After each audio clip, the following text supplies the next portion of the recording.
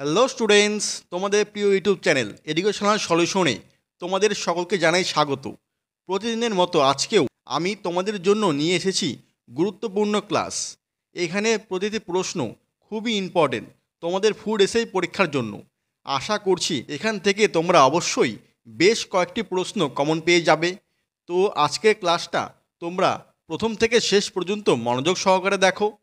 দেখো স্টুডেন্টস, এটি হলো আগের দিনের হোমওয়ার্কের কোশ্চেন। এখানে বলেছিল যে নিচের কোনটি রেপো রেট স্থির বা নিয়ন্ত্রণ করে।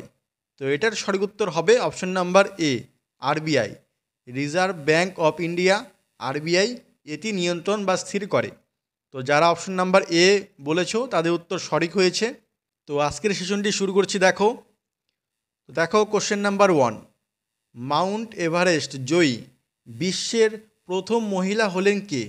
তো বলেছে যে বিশ্বের প্রথম মহিলা যিনি মাউন্ট এভারেস্ট জয়ী হয়েছিলেন। এ, জুনকো তাবেই, বি, সন্তোষ যাদব, সি, বাচেন্দ্রী পাল, না ডি, অরুণিতা সিনহা। তো বলেছে যে এখানে যে বিশ্বের, কোশ্চেনটা ভালো করে পড়বে, যে বিশ্বের বলেছে, হ্যাঁ, বিশ্বের প্রথম মহিলা যিনি মাউন্ট এভারেস্ট জয়ী, তার নাম হলো, এটা হবে option number A, Junko Tabei. Junko Tabei হলো বিশ্বের প্রথম মহিলা যিনি মাউন্ট এভারেস্ট জয়ী ছিলেন। তো এটার উত্তর হবে option number A, Junko Tabei. আর তিনি ছিলেন জাপানের বাসিন্দা, মনে রাখবে জাপানের এই জুনকো তাবেই। আর যদি প্রথম ভারতীয় মহিলা বলে তাহলে হবে অপশন নাম্বার সি, বাচেন্দ্রী পাল। তিনি হলো প্রথম ভারতীয় হিসাবে প্রথম মহিলা হলো বাচেন্দ্রী পাল। তারপরে যদি বলে যে প্রথম ভারতীয় মহিলা কিন্তু দুবার জয় করেন কে, তখন হবে অপশন নাম্বার বি, যে সন্তোষ যাদব। সন্তোষ যাদব হলো ভারতীয় প্রথম মহিলা যিনি দুবার মাউন্ট এভারেস্টে জয়ী হয়েছিলেন। তো সন্তোষ যাদব। আর যদি বলে যে ভারতের প্রথম মহিলা যিনি অঙ্গচ্ছেদ হিসাবে জয়ী ছিলেন, তিনি হবে যে অরুণিমা সিনহা। এটি হলো অঙ্গচ্ছেদ। তো চারটাই ইম্পর্টেন্ট বলে দিলাম, আবার বলছি। দেখো, বিশ্বের প্রথম মহিলা বললে জুনকো তাবেই, প্রথম ভারতীয় বললে বাচেন্দ্রী পাল, প্রথম ভারতীয় মহিলা যিনি দুবার বললে পরে সন্তোষ যাদব, দুবার জিতেছিলেন, জয়ী হয়েছিলেন।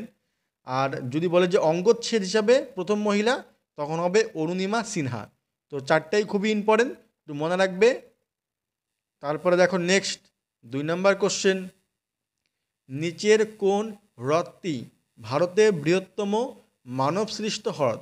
তো বলেছে যে এখানে ভারতের বৃহত্তম মানবসৃষ্ট হ্রদ কোনটি? এ, চিল্কা হ্রদ, বি, সম্বর হ্রদ, সি, উলার হ্রদ, না ডি, গোবিন্দ বল্লভ পন্ত সাগর হ্রদ। তো এখানে বলেছে যে ভারতের বৃহত্তম মানব সৃষ্ট মানে মনুষ্য সৃষ্ট হ্রদ কোনটি? তো এটার সঠিক উত্তর হবে option number D, Govind Ballabh Pant Sagar হ্রদ। মনে রাখবে, গোবিন্দ বল্লভ পন্ত সাগর হ্রদ ভারতের বৃহত্তম মানব সৃষ্ট হ্রদ। আর যদি বলে যে ভারতের বৃহত্তম স্থল বেষ্টিত লবণাক্ত হ্রদ কোনটি, তখন হবে যে অপশন নাম্বার বি, সম্বর হ্রদ, যেটি রাজস্থানে অবস্থিত। সম্বর হ্রদ ভারতের বৃহত্তম স্থল বেষ্টিত লবণাক্ত হ্রদ। আর ভারতের বৃহত্তম স্বাদু জলের বা মিষ্টি জলের হ্রদ হলো যে উলার হ্রদ। উলার হ্রদ হলো স্বাদু জলের হ্রদ, ভারতের বৃহত্তম। আর এই যে গোবিন্দ বল্লভ পন্ত সাগর হ্রদে একটি বাঁধ রয়েছে, মনে রাখবে বাঁধটি হলো রিহান্দ বাঁধ। মনে রাখবে রিহান্দ বাঁধ, এটাও কিন্তু পরীক্ষায় ইম্পর্টেন্ট কোশ্চেন। তারপরে দেখো নেক্সট 3 নম্বর কোশ্চেন, কোন ঘটনার জন্য গান্ধীজি অসহযোগ আন্দোলন প্রত্যাহার করেন?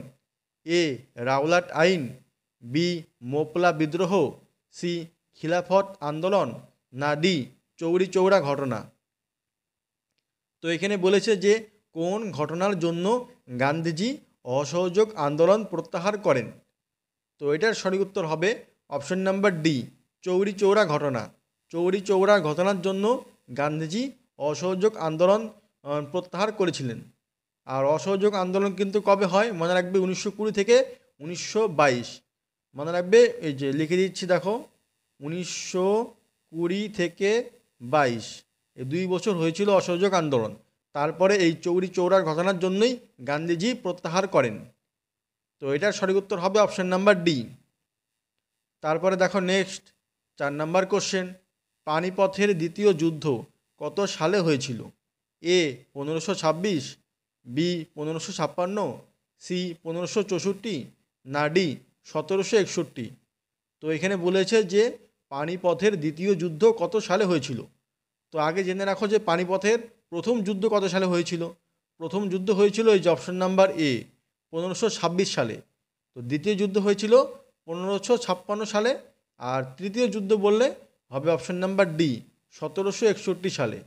তো আজকের জন্য এটার উত্তর হবে অপশন নাম্বার বি 1556 সালে। পানিপথের দ্বিতীয় যুদ্ধ হয়েছিল 1556 সালে। তো সবগুলি মনে রাখবে, পানিপথের প্রথম যুদ্ধ 1526, দ্বিতীয় যুদ্ধ 1556, আর তৃতীয় যুদ্ধ হলো 1761। এই তিনটাই কিন্তু ইম্পর্টেন্ট কোশ্চেন, তো পরীক্ষা আসতেই পারে তিনটাই। তারপরে দেখো নেক্সট 5 নাম্বার কোশ্চেন, ভারতের কোন রাজ্যে valley of flowers national park অবস্থিত? এ কেরালা, বি উত্তরাখণ্ড, সি তামিলনাড়ু, না ডি উত্তরপ্রদেশ? তো এখানে বলেছে যে ভারতের কোন রাজ্যে ভ্যালি অফ ফ্লাওয়ার্স মানে পুষ্প উপত্যকা জাতীয় উদ্যান, পুষ্প উপত্যকা জাতীয় উদ্যান এই ন্যাশনাল পার্কটি কোথায় অবস্থিত? তো এটার সঠিক উত্তর হবে অপশন নাম্বার বি উত্তরাখণ্ড। উত্তরাখণ্ডে এই ন্যাশনাল পার্কটি অবস্থিত। আর উত্তরাখণ্ডেই কিন্তু মানে সবথেকে প্রাচীন জিম করবেট ন্যাশনাল পার্কটি অবস্থিত, মানে প্রথম ন্যাশনাল পার্ক আর হলো সবথেকে প্রাচীন ন্যাশনাল পার্ক এই উত্তরাখণ্ডেই অবস্থিত। আর এখানে বলেছিল যে ভ্যালি অফ ফ্লাওয়ার্স যদি বলতো পিন ভ্যালি ন্যাশনাল পার্ক, তখন হতো কিন্তু হিমাচল প্রদেশ। মনে রাখবে, পিন ভ্যালি ন্যাশনাল পার্ক অবস্থিত হিমাচল প্রদেশে। আর ন্যাওড়া ভ্যালি বললে পরে পশ্চিমবঙ্গেতে। মনে রাখবে, ন্যাওড়া ভ্যালি ন্যাশনাল পার্ক অবস্থিত পশ্চিমবঙ্গে। এটাও কিন্তু ইম্পর্টেন্ট কোশ্চেন। তারপরে দেখো নেক্সট 6 নাম্বার কোশ্চেন, ভারতের প্রথম পঞ্চবার্ষিকী পরিকল্পনার প্রধান লক্ষ্য কী ছিল? এ বন্দর উন্নয়ন, বি কৃষির উন্নয়ন, সি শিল্পের উন্নয়ন, না ডি অবকাঠামো উন্নয়ন? তো বলেছে এখানে যে ভারতের প্রথম পঞ্চবার্ষিকী পরিকল্পনার প্রধান লক্ষ্য কী ছিল। তো এটার সঠিক উত্তর হবে অপশন নাম্বার বি কৃষির উন্নয়ন। কৃষির উন্নয়ন ছিল ভারতের প্রথম পঞ্চবার্ষিকী পরিকল্পনার প্রধান লক্ষ্য। আর প্রথম পঞ্চবার্ষিকী পরিকল্পনা কত সালে শুরু হয়েছিল?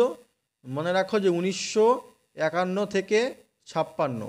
1951 থেকে 56তে এটি হলো প্রথম পঞ্চবার্ষিকী পরিকল্পনা। আর এই সময় কৌশল ছিল হলো হ্যারাড ডোমার কৌশল। মনে রাখবে, প্রথম পঞ্চবার্ষিকী পরিকল্পনার কৌশলের নাম হলো হ্যারড ডোমার কৌশল। আর এটি কৃষির উন্নয়নের লক্ষ্য ছিল, কৃষির উন্নয়ন। তারপরে দেখো নেক্সট 7 নাম্বার কোশ্চেন, প্যারা অলিম্পিক গেমস অনুষ্ঠিত হয়েছিল কোথায়? মানে প্রথম প্যারা অলিম্পিক গেমস অনুষ্ঠিত হয়েছিল কোথায়? A Tokyo, B Sydney, C Beijing, না ডি রোম? তো বলেছে যে এখানে প্রথম প্যারা অলিম্পিক গেমস অনুষ্ঠিত হয়েছিল কোথায়। তো এটার সঠিক উত্তর হবে অপশন নাম্বার ডি রোম। রোমে প্রথম অলিম্পিক গেমস মানে প্যারা অলিম্পিক গেমস অনুষ্ঠিত হয়েছিল। এটি হয়েছিল হলো 1960 সালে। 1960 সালে প্রথম প্যারা অলিম্পিক গেমস অনুষ্ঠিত হয়েছিল রোমে। আর যদি বলে প্রথম দুবার কোন শহরে এই প্যারা অলিম্পিক গেমস অনুষ্ঠিত হয়েছিল, তখন হবে কিন্তু অপশন নাম্বার এ টোকিও। টোকিওতে দুবার হয়েছিল। প্রথম হয়েছিল হলো 1964 সালে, মানে এটা দ্বিতীয়বার হয়েছিল।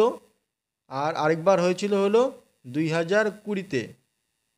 2020 মানে 1964 আর হলো 2020, এই দুইবার এই টোকিওতে অনুষ্ঠিত হয়েছিল প্যারা অলিম্পিক। এটাই ইম্পর্টেন্ট কোশ্চেন রয়েছে দুবার, মনে রাখবে, এটা কিন্তু খুবই ইম্পর্টেন্ট কোশ্চেন। তারপরে দেখো নেক্সট 8 নাম্বার কোশ্চেন, নিচের রাজ্যগুলির মধ্যে কোনটি ভারতের সবচেয়ে বেশি কফি উৎপাদক? মানে এখানে বলেছে যে সবথেকে বেশি কফি উৎপাদন করে কোন রাজ্য? এ কর্ণাটক, বি কেরালা, সি রাজস্থান, না ডি উত্তরপ্রদেশ? তো সবথেকে বেশি কফি উৎপাদক রাজ্য হলো অপশন নাম্বার এ কর্ণাটক। কর্ণাটকে সবথেকে বেশি কফি উৎপাদন হয়। তো এটার উত্তর হবে অপশন নাম্বার এ কর্ণাটক। আর যদি বলে যে ধান উৎপাদনে সবথেকে মানে এগিয়ে কে রয়েছে, শীর্ষে রয়েছে, তখন হবে পশ্চিমবঙ্গ। পশ্চিমবঙ্গে সবথেকে বেশি ধান উৎপাদন হয়। আর গমের দিক থেকে হবে উত্তরপ্রদেশ, আর চা হলো আসাম। মনে রাখবে, কফিতে হলো কর্ণাটক, ধান হলো পশ্চিমবঙ্গ, গম হলো উত্তরপ্রদেশ, আর চা হলো আসাম। এই সবগুলি মনে রাখবে, পরীক্ষা আসতেই পারে। তো স্টুডেন্টস, তোমরা যারা এখনও ভিডিওটি লাইক বা শেয়ার করোনি, তোমরা তাড়াতাড়ি একটি লাইক আর একটি শেয়ার করে দাও, কারণ তোমাদের লাইক আর শেয়ার দেখলেই আমি আরও উৎসাহিত হই ভিডিও বানানোর জন্য। তো অবশ্যই তোমরা সবাই একটি লাইক করে দেবে। তারপরে দেখো নেক্সট 9 নম্বর কোশ্চেন, আসানসোল শহর কোন নদীর তীরে অবস্থিত? এ গঙ্গা, বি হুগলি, সি দামোদর, না ডি সুবর্ণরেখা। তো বলেছে এখানে যে আসানসোল শহর কোন নদীর তীরে অবস্থিত। তো এটার সঠিক উত্তর হবে অপশন নাম্বার সি, দামোদর। এই দামোদর নদীর তীরে অবস্থিত আসানসোল শহর। ও দামোদর নদীর তীরে আরও দুটি শহর রয়েছে, দুর্গাপুর আর হলো রানীগঞ্জ। তো মনে রাখবে, আসানসোল, দুর্গাপুর আর রানীগঞ্জ এই তিনটি কিন্তু এই দামোদর নদীর তীরে অবস্থিত। আর এই আসানসোলকে বলা হয় কিন্তু ল্যান্ড অফ ব্ল্যাক ডায়মন্ড। তো মনে রাখবে, ল্যান্ড অফ ব্ল্যাক ডায়মন্ড বলা হয় এই আসানসোল শহরটিকে। তো খুবই ইম্পর্টেন্ট কোশ্চেন। তারপরে দেখো নেক্সট 10 নম্বর কোশ্চেন, ভারতীয় Olympic association IOA, Indian Olympic association মানে ভারতীয় অলিম্পিক অ্যাসোসিয়েশন গঠিত হয়েছিল কত সালে? এ 1927, বি 1928, সি 1929, না ডি 1930। তো বলেছে এখানে যে ভারতীয় অলিম্পিক অ্যাসোসিয়েশন গঠিত হয়েছিল কত সালে। তো এটার সঠিক উত্তর হবে অপশন নাম্বার এ, 1927 সালে। 1927 সালে ভারতীয় অলিম্পিক অ্যাসোসিয়েশন গঠিত হয়েছিল। আর এই অ্যাসোসিয়েশনের বর্তমান প্রেসিডেন্ট কে রয়েছে? মনে রাখবে, পিটি ঊষা। বর্তমান প্রেসিডেন্ট রয়েছে হলো পিটি ঊষা। এরও কিন্তু পরীক্ষায় আসে। তারপরে দেখো নেক্সট 11 নম্বর কোশ্চেন, আনার, পাঞ্জারা ও ওয়াঘুর কোন নদীর উপনদী? এই তিনটি হলো কোন নদীর উপনদী? এ তাপ্তি, বি কাবেরী, সি গোদাবরী, না ডি মহানদী। তো বলেছে এখানে যে আনার, পাঞ্জারা ও ওয়াঘুর এই তিনটি কোন নদীর উপনদী। তো এটার সঠিক উত্তর হবে অপশন নাম্বার এ, তাপ্তি। তাপ্তি নদীর উপনদী হলো এই তিনটি। আর এই তাপ্তি নদীর তীরে কিন্তু সুরাট শহর অবস্থিত। মনে রাখবে, এই তাপ্তি নদীর তীরে সুরাট শহর অবস্থিত। আর এই তাপ্তি নদীর উপরেই উকাই বাঁধ নির্মাণ হয়েছে। মনে রাখবে, এই তাপ্তি নদীর ওপর উকাই বাঁধ নির্মাণ করা হয়েছে। আর এই সুরাট যে বললাম, এই সুরাট থেকে একটা ইম্পর্টেন্ট কোশ্চেন রয়েছে যে আমাদের যদি ক্লিনেস্ট সিটি বলা হয়, তাহলে কিন্তু আমরা জানতাম যে ইন্দোরকে বলা হয় হলো ক্লিনেস্ট সিটি। আর এখন 2024 সালে ইন্দোরের সাথে আরেকটি শহর যুক্ত হয়েছে, সেটি হলো এই সুরাট। তো এখন যদি বলে যে ক্লিনেস্ট সিটি 2024-এ কোনটি হয়েছে, তখন কিন্তু বলতে লাগবে ইন্দোর, তার সাথে সুরাট। ইন্দোর ও সুরাট দুটি হলো ক্লিনেস্ট সিটি অফ 2024। মনে রাখবে, ইন্দোর ও সুরাট দুটিই হয়েছে 2024 সালে ক্লিনেস্ট সিটি। তারপরে দেখো নেক্সট 12 নম্বর কোশ্চেন, নিচের মধ্যে কে টাইগার লিজিয়ন বা ফ্রি ইন্ডিয়া লিজিয়ন এর প্রতিষ্ঠাতা ছিলেন? এ সোহান সিং ভাকনা, বি লালা হরদয়াল, সি নেতাজি সুভাষচন্দ্র বসু, না ডি বিনায়ক দামোদর সাভারকর। তো বলেছে এখানে যে নিচের মধ্যে কে টাইগার লিজিয়ন বা ফ্রি ইন্ডিয়া লিজিয়ন এর প্রতিষ্ঠাতা ছিলেন। তো এটার সঠিক উত্তর হবে option number C, Netaji Subhas Chandra Bose. Netaji Subhas Chandra Bose ছিলেন এই টাইগার লিজিয়ন বা ফ্রি ইন্ডিয়া লিজিয়ন এর প্রতিষ্ঠাতা। তো মনে রাখবে, এটার উত্তর হবে অপশন নাম্বার সি। তারপরে দেখো নেক্সট 13 নম্বর কোশ্চেন, রাউরকেল্লা ইস্পাত কারখানাটি জার্মানির সহযোগিতায় কোন রাজ্যে স্থাপিত হয়েছিল? এ আসাম, বি ঝাড়খণ্ড, সি উড়িষ্যা, না ডি বিহার। তো বলেছে এখানে যে রাউরকেল্লা ইস্পাত কারখানাটি জার্মানির সহযোগিতায় কোন রাজ্যে তৈরি হয়েছে মানে স্থাপিত হয়েছিল। তো এটার সঠিক উত্তর হবে option number C, Orissa. Orissa রাজ্যে এটি স্থাপিত হয়েছে জার্মানির সহযোগিতায়। তো এটার উত্তর হবে অপশন নাম্বার সি। আর এই কারখানাটি কিন্তু ব্রাহ্মণী নদীর তীরে অবস্থিত, মনে রাখবে ব্রাহ্মণী নদীর তীরে অবস্থিত এই রাউরকেল্লা ইস্পাত কারখানাটি। আর যদি বলে যে ভিলাই কারখানা কোথায় অবস্থিত, তখন হবে কিন্তু ছত্তিশগড়। আর বোকারো হলো ঝাড়খণ্ড, মনে রাখবে ভিলাই হলো ছত্তিশগড় আর বোকারো হলো ঝাড়খণ্ড। তারপরে দেখো নেক্সট 14 নম্বর কোশ্চেন, নিম্নের কে বর্তমানে কর্ণাটকের রাজ্যপাল হিসাবে নিযুক্ত আছেন? এ সত্যদেব নারায়ণ আর্য, বি খাওয়ার চাঁদ গেহলট, সি বন্দারু দত্তাত্রেয়, না ডি রমেশ বৈশ। তো বলেছে এখানে যে বর্তমানে কর্ণাটকের রাজ্যপাল হিসাবে নিযুক্ত আছেন কে? তো এটার সঠিক উত্তর হবে অপশন নাম্বার বি, খাওয়ার চাঁদ গেহলট, খাওয়ার চাঁদ গেহলট। তো এটার উত্তর হবে অপশন নাম্বার বি। তারপরে দেখো নেক্সট 15 নম্বর কোশ্চেন, আর আজকে লাস্ট কোশ্চেন এটি, আয়তনের বিচারে পৃথিবীতে ভারতের স্থান কত? তো বলেছে এখানে যে আয়তনের বিচারে পৃথিবীতে ভারতের স্থান কত? এ দ্বিতীয়, বি চতুর্থ, সি ষষ্ঠ, না ডি সপ্তম। তো এটি তোমাদের জন্য আজকের হোমওয়ার্কের কোশ্চেন। তো তোমরা অবশ্যই কমেন্টে বলবে যে এটার উত্তর কী হবে, আমি তোমাদের কমেন্টে ওয়েট করব। তো আগের 14টি কোশ্চেনের মধ্যে তোমাদের কতগুলি হয়েছে তোমরা অবশ্যই কমেন্ট করে জানাবে। তো স্টুডেন্টস, এই ছিল আজকের আমাদের ক্লাস। তোমাদের কেমন লাগলো অবশ্যই কমেন্ট করে জানাবে। আর ভালো লেগে থাকলে অবশ্যই একটি লাইক আর একটি শেয়ার করে দেবে।